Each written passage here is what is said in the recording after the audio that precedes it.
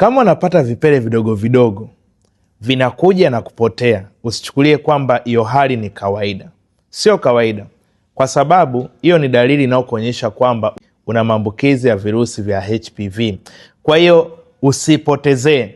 Lakini kama unapata vipele vidogo vidogo mithili ya majimaji au malengelenge, hao ni HSV wamekushambulia. Kwa badala ya kujificha, tafuta suluhisho mapema.